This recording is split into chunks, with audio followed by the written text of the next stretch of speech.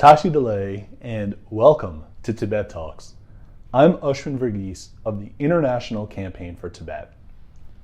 On today's episode of the show, we have a very important, very disturbing subject to discuss. The Chinese government's state-run boarding schools in Tibet, which have separated over 1 million Tibetan children from their families, language, and culture. These schools teach in the Chinese language with a curriculum geared toward Chinese subjects. They target the most vulnerable, impressionable minds in Tibet and seek to transform them from ordinary Tibetan children into loyal, unquestioning followers of the CCP. Not only do these schools threaten to cement China's control over Tibet, but they also endanger the continuity of the Tibetan way of life from one generation to the next. Now, in response to these horrific boarding schools, the US government has placed visa sanctions on Chinese officials involved, while several governments and UN bodies have called for the schools to close. But more needs to be done. On today's episode of Tibet Talks, our ICT president, Tencho Gatso, will speak with a leading activist who has been at the forefront of raising global awareness about China's boarding schools in Tibet. But first, I recently had the opportunity to sit down with Tencho for a discussion about everything happening here at ICT and in the world of Tibet advocacy. Let's take a listen to that now. Tencho, Tashi Delay, how are you? Good. Ashwin, how are you? I'm doing well. Happy holidays. Thank you. So I'm speaking to you now the same week that President Biden met with Chinese leader Xi Jinping here in the United States at the Asia-Pacific Economic Cooperation Summit in San Francisco.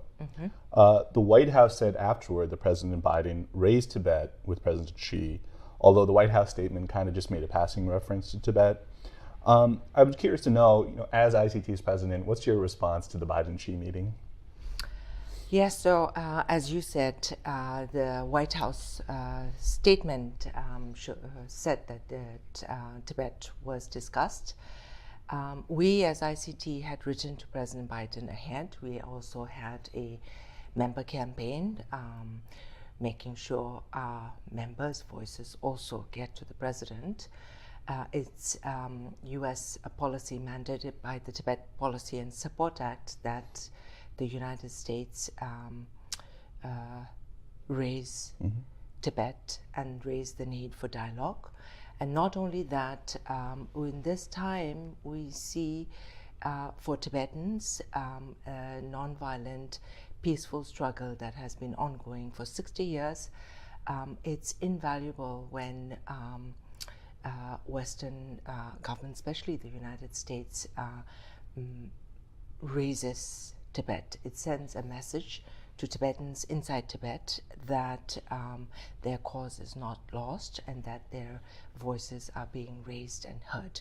So that's why we raise our voices ahead of that every time. So just before Xi came to the United States, China's State Council released a new white paper called CPC, Communist Party of China, Policies and the Governance of Xizang in the New Area, Approach and Achievements. So Xizang is a Chinese word that the Chinese government is now increasingly using to describe Tibet. What should our audience know about this white paper? So this white paper, it just reiterates China's policy on Tibet. There is nothing new in it. It just states what they're doing. It doesn't even talk about the colonial boarding schools there are. It doesn't talk about the relocation. It talks about how great Tibet is and how happy Tibetans are. And this is what China's policy is. So there's nothing new in it. And you're right, they're increasingly using Xizang, and that's the policy, to erase the word Tibet and use Xizang, which means Western treasure house. and a very intensified sinification is ongoing in Tibetan areas. Yeah, and as we stated on social media, Tibet must remain Tibet, right? An Shizong, Tibet must remain Tibet. On a brighter note, this week here in Washington, you also got to attend NED, the National Endowment for Democracy's 40th anniversary presentation of its annual Democracy Awards and Democracy Service Medals. And for this special 40th anniversary celebration, there was actually a Tibetan award winner. Can you tell us a little bit about that? Yes, I was privileged to attend. It was a wonderful celebration of NED's achievements over past 40 years, and we've had the privilege to work with them on a number of projects as well. And a Tibetan activist, Golok Jingme, he is the person who, along with Thundu Pongchen, made a film called Leaving Fear Behind just ahead of the 2008 Olympic Games, which interviewed over 108 Tibetans about what their thoughts are about the Dalai Lama, about the then Olympic Games. And it was released after that. It was smuggled out of Tibet and released, and both the filmmaker, two filmmakers, Thundup and Golok Jingme, they were both arrested and imprisoned, and they both escaped out after. So Golok Jingme was there to get an award on behalf of individuals who express courage in the face of hardship and authoritarian rule. So he was there to get that award, and I was privileged to sit with him and see him receive that. Yeah, absolutely. Very courageous man. It's great to see him honored that way. One final question for you here, Tencho.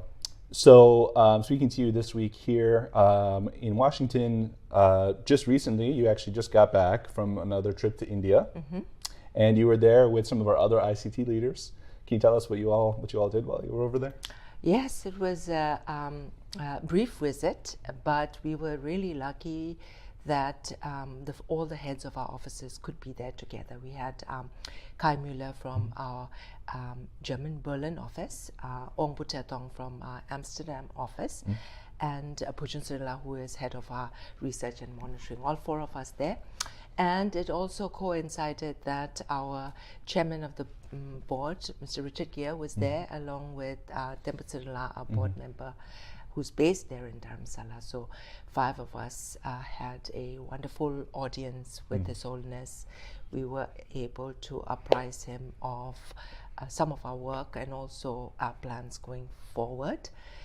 We also had meetings with Sikyong Pempat, the president of the Central Tibetan Administration, the Tibetan Parliament in exile, the Minister for Department of Information and International Relations.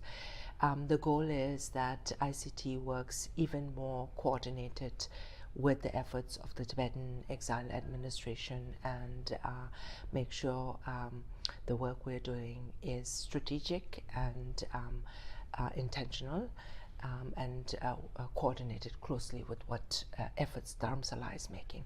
So I think it was very good that we could be there all together. Yeah, and I know you also got a little bit of time to see some family and some other things in India as well, so it must have been a nice trip. Yes, very hectic. Yeah. But I enjoyed it, a little bit of family time as well as work time, so combination. Yeah. Well, glad to have you back, and thank you so much, Tencho, for this discussion. Thank you, Ashwin. My thanks again to Tencho for that conversation. About 2 years ago, Tibet Action Institute published a groundbreaking report titled Separated from Their Families, Hidden from the World, China's Vast System of Colonial Boarding Schools Inside Tibet. We'll make sure to share the link to where you can find the report.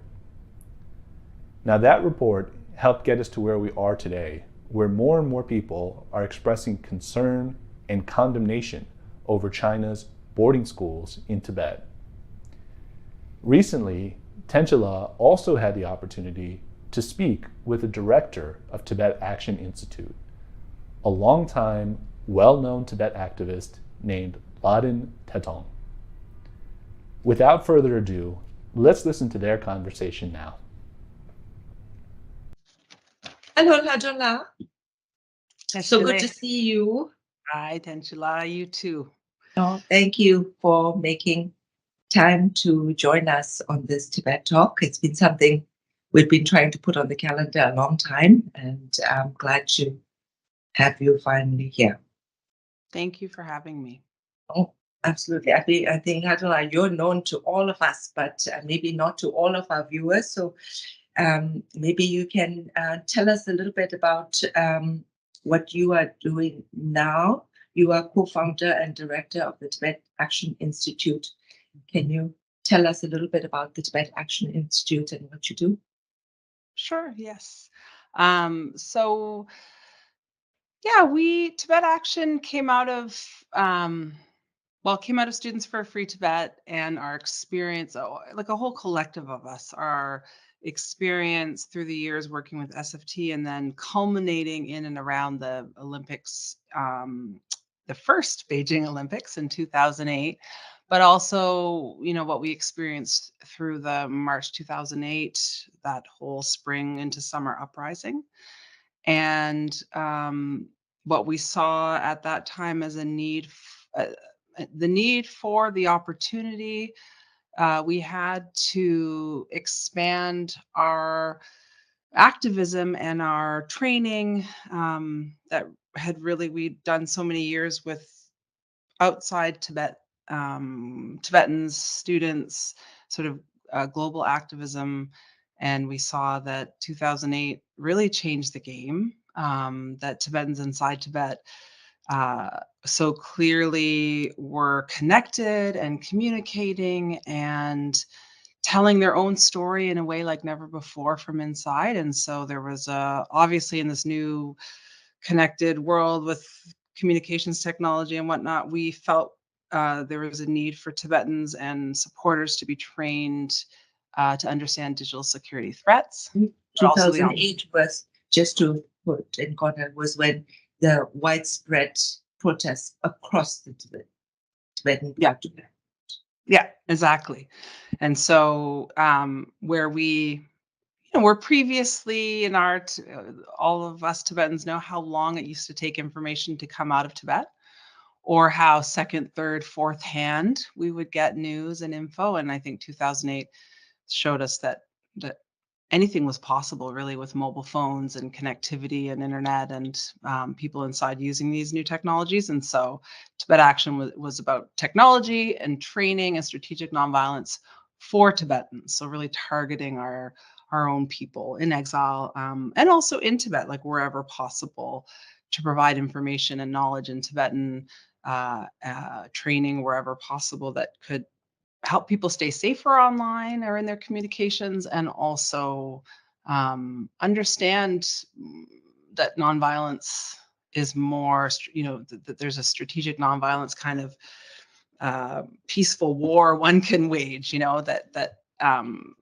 we saw people inside using incredible tactics of nonviolence and strategies that we could see were effective against the Chinese occupation, and we wanted to really dig into that. So that's what Tibet Action, that's where we came from, and still our focus is mostly around technology and training. And it's been already too Which many is that kind of training is so important, because when people don't know, but Tibetan is one of the phones that is available on Apple iPhones, and Tibetans communicate really well through Tibetan language digitally. So that work and education becomes even more important. Yeah, absolutely. And there's more possible, I think, than people realize. Of course, China has very strict control, surveillance, and things have really changed since 2008-9 for sure. But there's just more possible, and Tibetans are out there living and doing.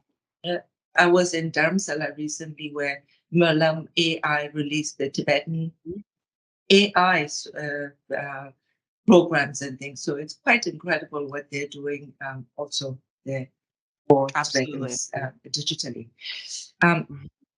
We can go on about that, but today I want to speak to you about Tibet Action Institute's groundbreaking report on the boarding school system. The report titled Separated from Their Families, Hidden from the World, China's Vast System of Colonial Boarding Schools Inside Tibet, was released December 2021. Can you give us an overview of the report? Most of us, our viewers, would be familiar with pieces of it here and there, but we've never had you give a presentation, just an overview of the report itself. Sure. Yeah. We were hearing at the time leading up to writing the report. We never really meant to write a report, but we were just hearing reports from on the ground, as you do in the Tibetan world, anecdotally, that people were talking about, having to send children away, especially very young children. We were hearing 4 and 5-year-olds to boarding school. And of course, the crackdown on Tibetan language, medium instruction in the schools, especially in primary school and middle school, places where you used to be able to learn in Tibetan. And so we were actually looking into a potential language rights campaign, and then it just became clear. One Tibetan researcher estimated 900,000 Tibetan kids in boarding schools, and that just shocked me and some of us into, if this is true, and of course the lockdown and information blackout on Tibet and transnational repression and all of it makes it very hard to know what is the full, complete picture inside Tibet. But we knew if that number was anywhere near true, it would mean, we're only 6, 7, now we know more than 7 million Tibetans. That's a huge percentage of the population, and potentially all of our children in boarding schools, which means in the care of the state, and not living with families. And so we started to go down this road of trying to look into it. And the more we dug and tried to piece together the picture, we actually came to exactly that number, almost 800 to 900,000 Tibetan children, at least between the ages of 6 to 18, living in a state-run boarding school system, residential school system. And that represents almost 80%. That's all of Tibet, not just what China calls Tibet or Western and Central Tibet, but all of historical Tibet, the entire Tibetan plateau, all areas even China considers, Tibetan prefectures or designated Tibetan areas. And it's just an astoundingly high number.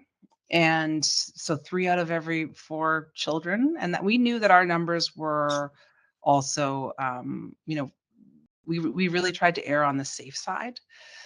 So this picture, the up-to-date picture, would probably be even worse than it is. But that number, so not only are these children, Tibetan children in Tibet, living separated from families and parents who mostly have no choice, that they have to send these kids because it's compulsory education, because there aren't any alternatives hardly at all anymore. I mean, there have been a limited number of private schools and Tibetan run, say, private schools, monastery schools, but China has been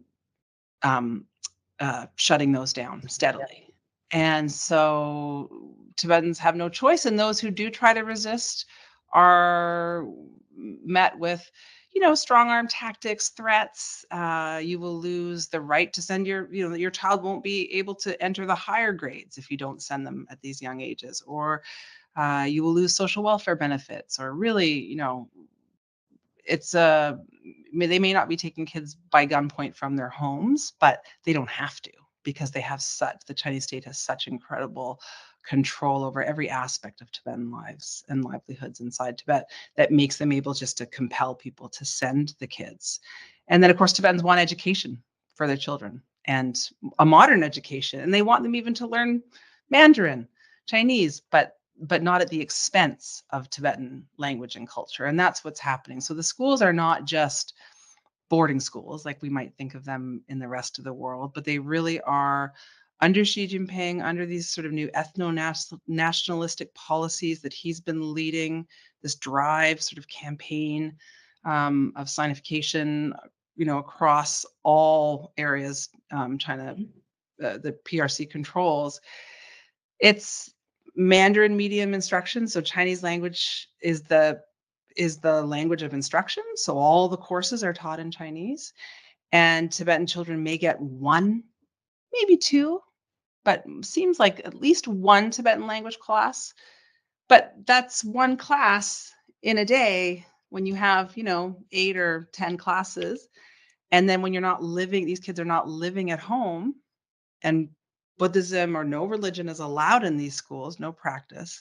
So you have Tibetan kids essentially cut off from, but for what the state allows, any real authentic expression of Tibetan language, culture, certainly Buddhism. And on top of that, a a very serious, heavy political indoctrination program. So, propaganda.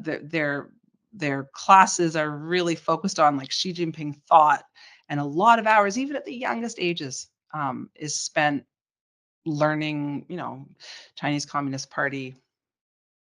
The religion of the Chinese Communist Party, I would say. And even though they don't think of it that way, and so it's like an identity transformation school in the worst possible way, where Tibetans from a very, very young age are essentially the attempt is to turn them to replace their Tibetan identity with a Chinese one, and a Chinese nationalist identity at that, Because and they're most vulnerable at that age, these young children.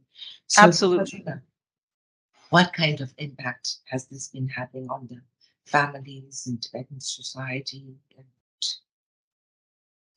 So I should say also the report did not include, because we could find very little information about the hidden boarding preschool system. So this is just talking about 6 to 18-year-olds.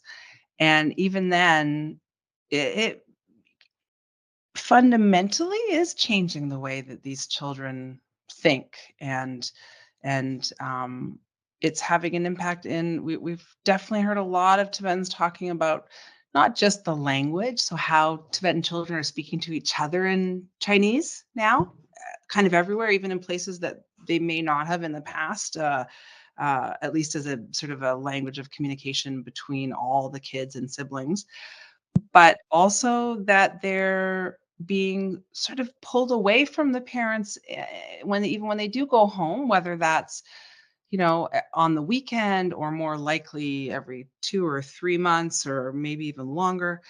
They're just different because they're living in such a radically different environment than they would be in a multi-generational Tibetan home.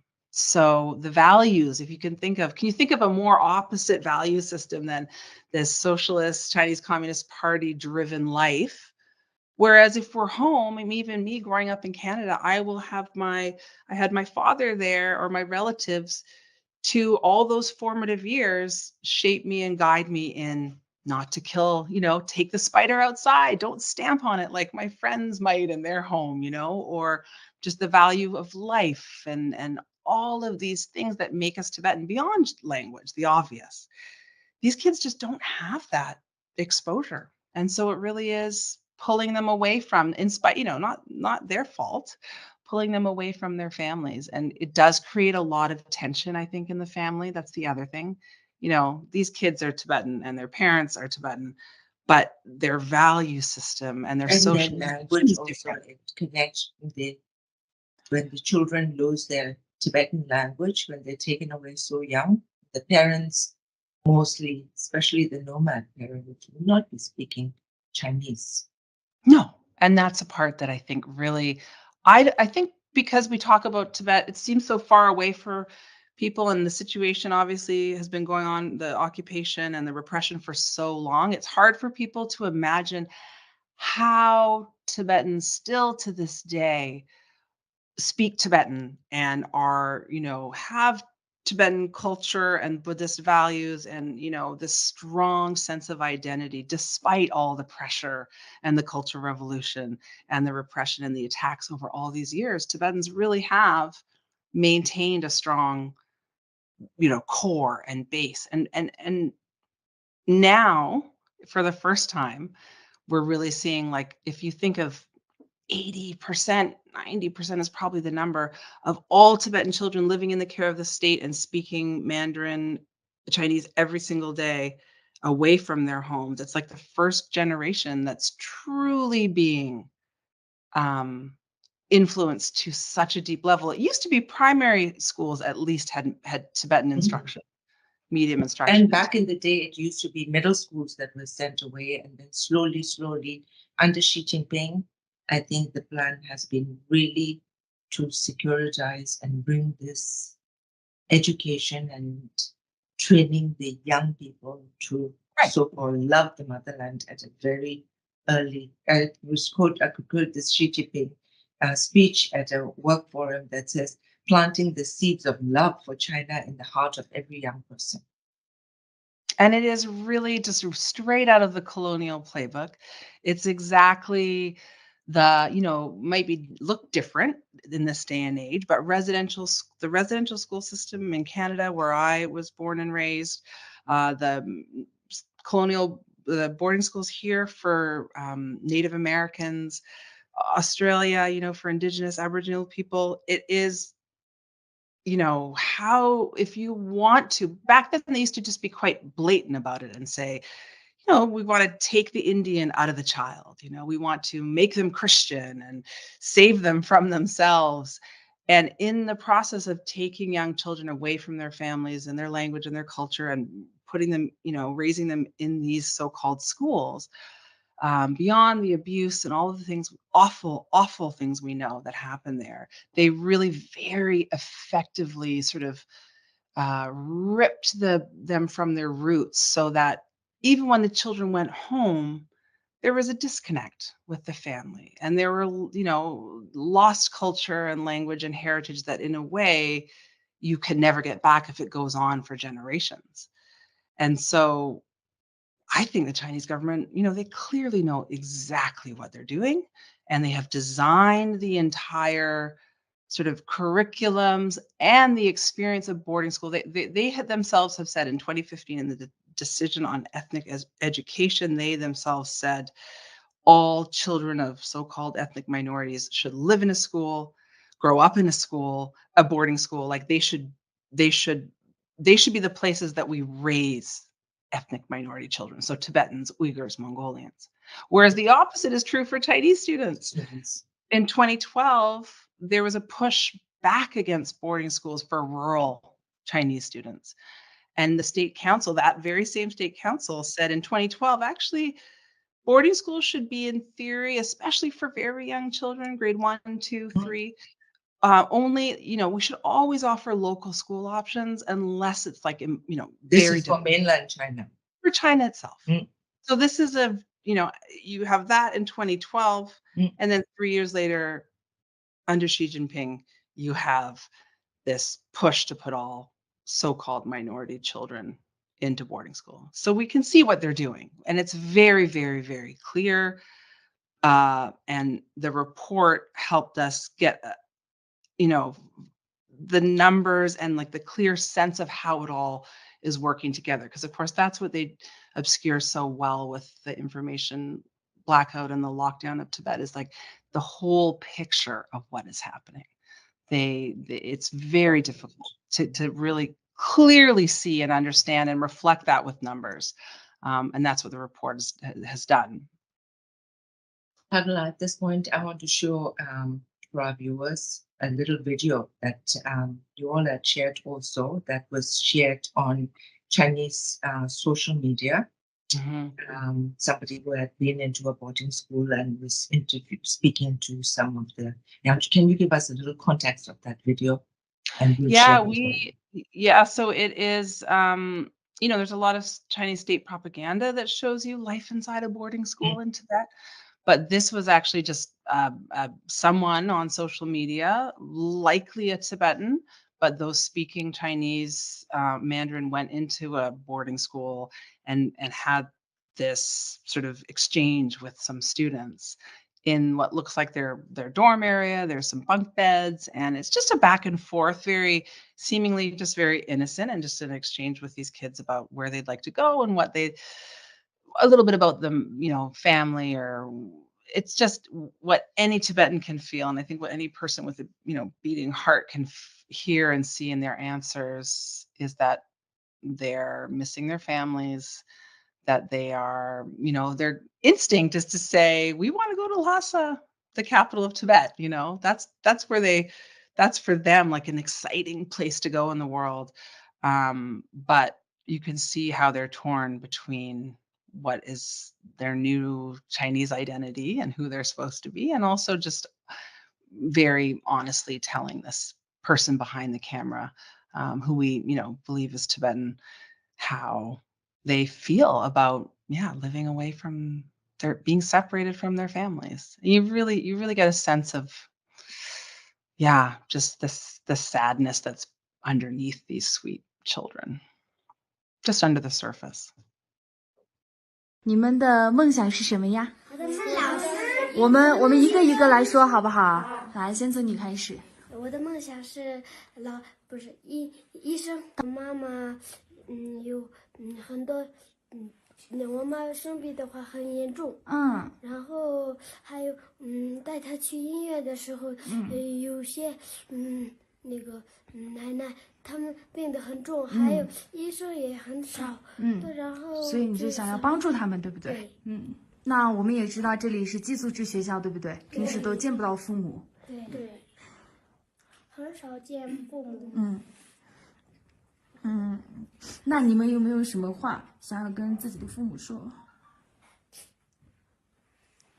我想说，姐姐重新问好不好？控制一下情绪。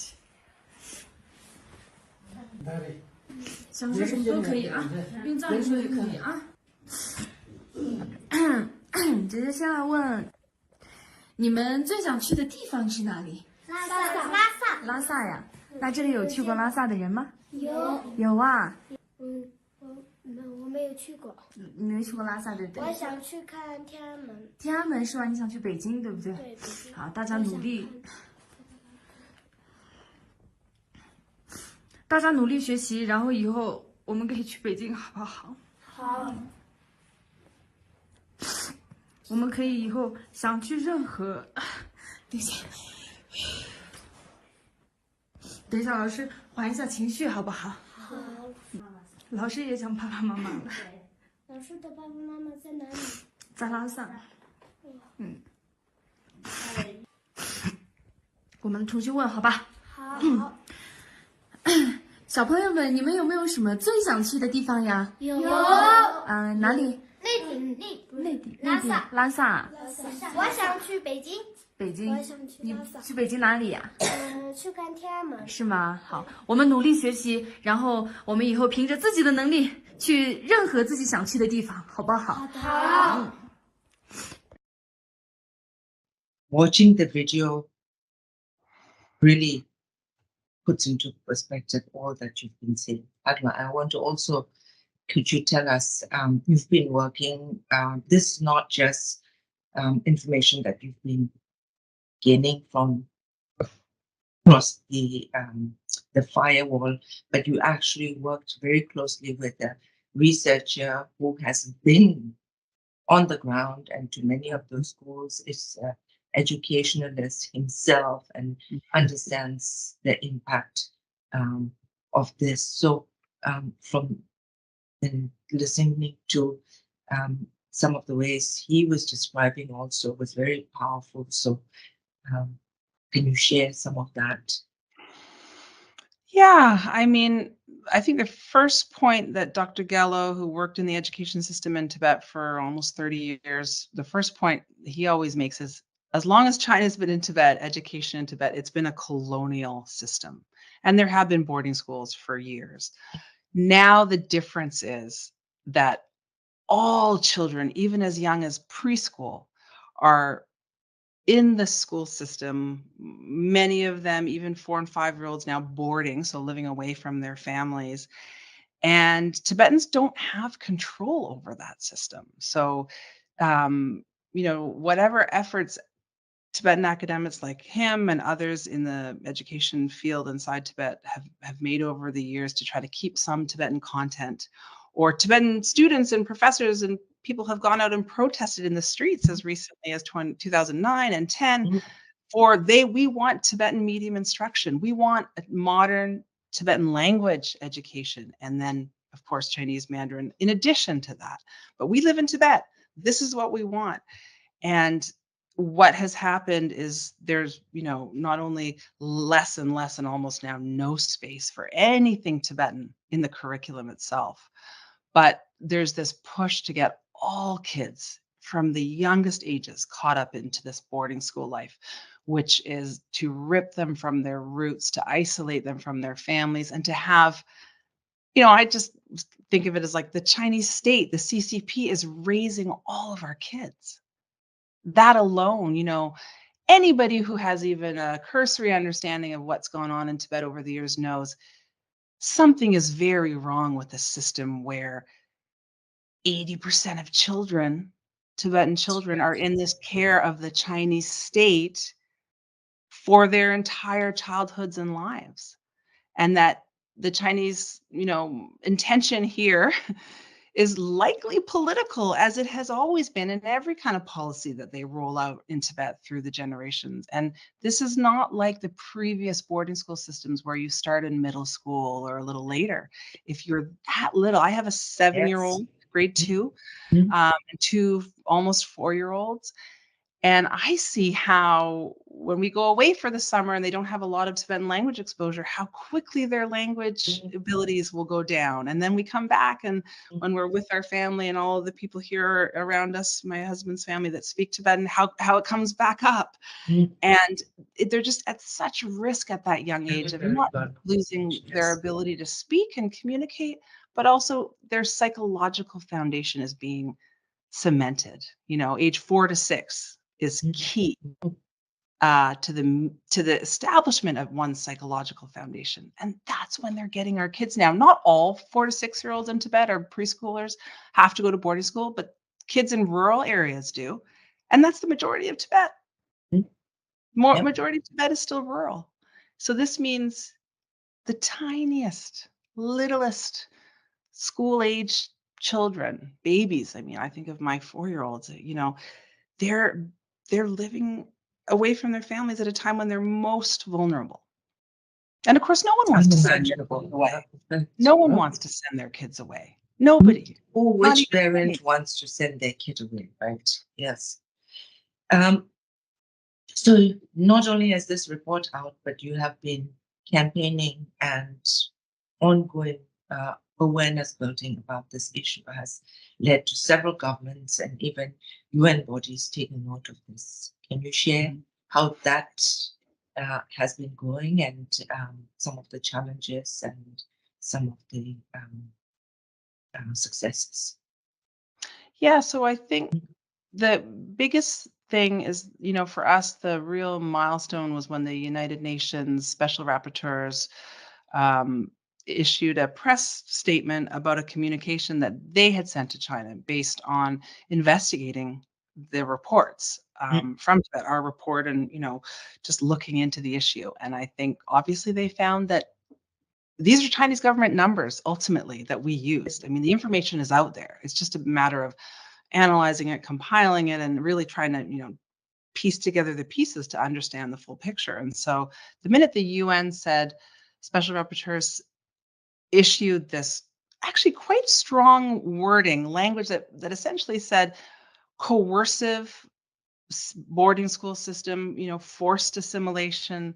Then later, another UN committee, one of the most important UN committees on economic, social, and cultural rights, actually called for, after looking into this and even grilling Chinese officials, called for that the colonial boarding school, the system of boarding school in Tibet for Tibetan children, this forced assimilation policy, be abolished, which is incredibly strong language. And what it's done is it's given governments an opportunity to advocate, because it's clear that it's not just us saying this. It's not just a handful of anecdotes. The UN human rights experts, independent experts themselves are saying this is happening, and this is not only is it Is it extremely destructive? But it's wrong. And now we have governments taking action. So including, the Canadian government, actually a very strong parliamentary committee report came out in Canada recommending the government of Canada take strong, decisive action. In the US, we've had the unprecedented move for visa sanctions Yes. on Chinese officials who are directly involved in this system. And I think for us, the key here is no one knew this was really this problem existed before, and so there was no need for a solution. And China was just sailing towards, it's sort of the genocidal elimination of Tibetan identity and culture and language. Now it's like we've raised the alarm. The world knows. Governments are beginning to mobilize and take action. Of course, Beijing is denying it. And they've launched sort of a propaganda campaign, very slick, media who just so happen to be allowed to walk into boarding schools and ask kids questions. Obviously not true, but that's what they make it look like. And they're denying, interestingly, they're not denying the numbers. They're more trying to justify that Tibet is such an extremely harsh environment and such a sparsely populated land that this is the only way to educate Tibetan children safely. They have to live in boarding schools, which is not true. I mean, there were village boarding schools. They may not have been, there were village schools. They may not have been perfect, but they shut them down and they didn't even bother to try to improve them. They've built roads everywhere. Tibet could not be better connected, for the rapid deployment of security forces to even the remotest corners of the plateau. But for some reason, with all the money and power that China has in Tibet, they can't get school buses and build a locally accessible school system, right? Like, so their defense so far is really to try to distract with other arguments like, look at these new schools, aren't the conditions, the facilities It's are the beautiful. perfect Chinese way. And they had the recent white paper that they produced where we noted they didn't mention anything about the boarding schools. They're really, they just, I think they believe on some level, Xi Jinping's regime, that they can hoodwink the world on this one, and they really can't.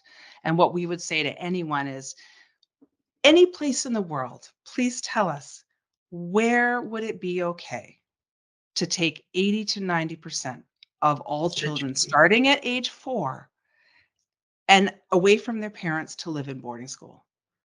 No matter what level of development, no matter what that place looked like, it would not be okay. And it's not okay in Tibet. It shouldn't be happening. And China's record in Tibet should alarm us and tell us all something very, very wrong is happening and it needs to be stopped. And I think that's at least where we are now, is sort of on alert. And that's the key. Beijing wants the world, with the lockdown, information blackout, transnational repression, surveillance, they just want Tibet to disappear. No one can talk about it if you don't know what's happening there. And I think this is the key now. We know. And now it's time for the world to take action. And I think people in the system in Tibet, like Dr. Gello, who've been fighting for years the battle to have Tibetan language, culture, identity reflected in education, I think we've put wind in their sails. Xi Jinping won't last forever. These hardline policies can't last forever.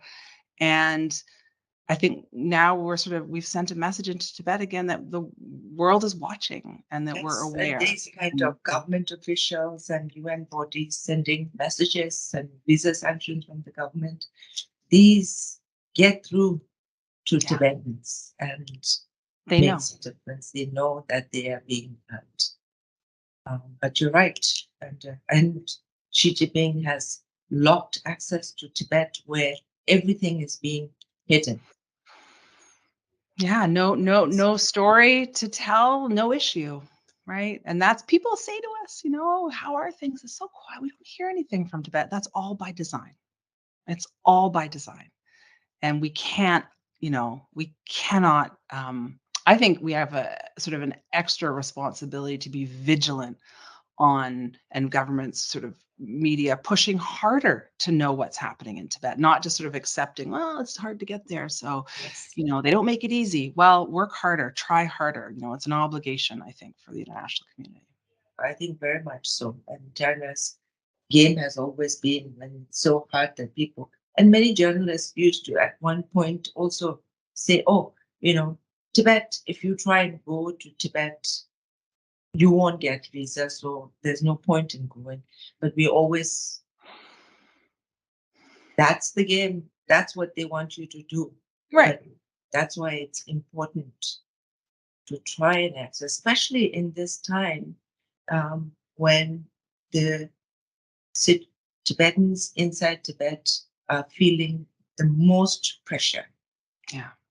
With Absolutely. all the things that they're dealing with across board. And because of this information blockage, those of us on the outside, we're not able to tell the stories that need to be told as well. But right. I think, right. And in this day and age, I mean, everyone's live tweeting whatever's happening outside their doors and windows, or live streaming.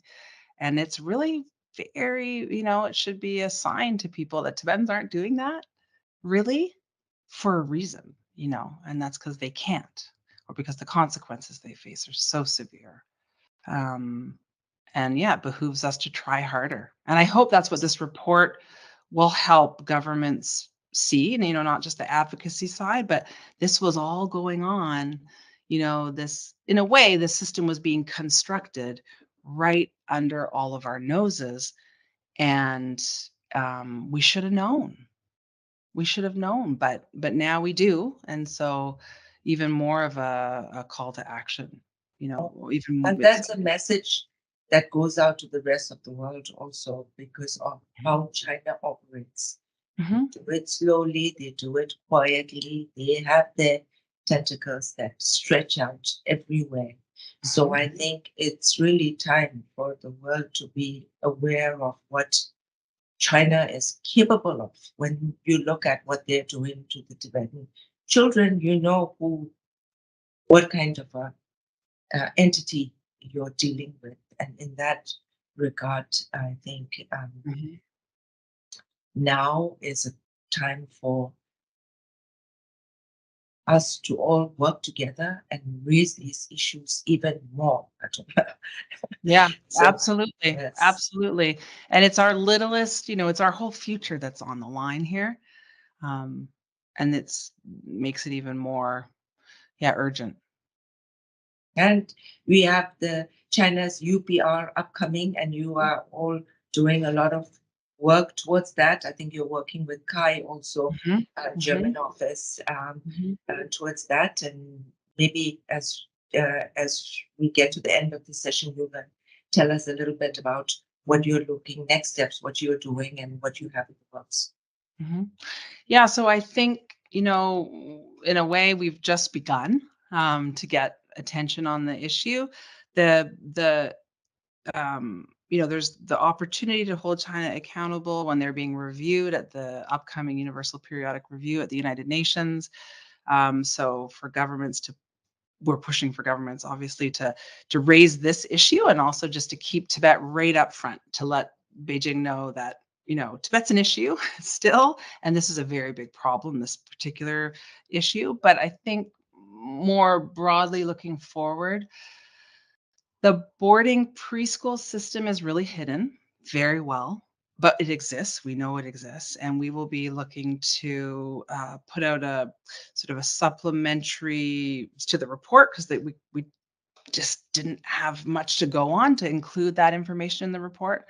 So we'll be looking to sort of get attention on this aspect of the system, which really is just, 4 to 6-year-olds, in a boarding school, and all of rural Tibetan 4 to 6-year-olds living in boarding school. It's so obviously wrong. China knows it. And I think if we can expose it well and properly, it will very much help garner more action and attention. And our point now would be, it's one thing to raise the issue, but let's make it costly. So what can we do? What can other governments do to join in and, issue some kind of sanctions. There have to be consequences for the people involved in running these systems. And we would say for the intellectual architects as well. It's not just the security state, it's not just the military and the police and some high-level political leaders. There are academics and intellectuals, people with international reputations they'd like to protect who are involved in this erasing Tibetan language in Tibet. Making, trying to force the so-called common language, Mandarin or Chinese, onto Tibetans. And it's a violation of Tibetan rights. Obviously, the whole system is a violation of Tibetan children's rights, family rights, parents' rights. And so for us, I think the next level should be really pushing for accountability and not letting this all be sort of a nameless, faceless Chinese government policy. Thank you, Arjuna. Thank you for joining us today. Thank you for all the work you have been doing on this as well. And no, thank you. We're here also to support your work and continue working together. Awesome. Thank you very much. Thank you, Nadia. Thank you so much for joining us today on Tibet Talks. We'll be back next month with another episode. But until then, as we always say on this show, stay safe, stay well, and stay active. Thank you, and Tujie.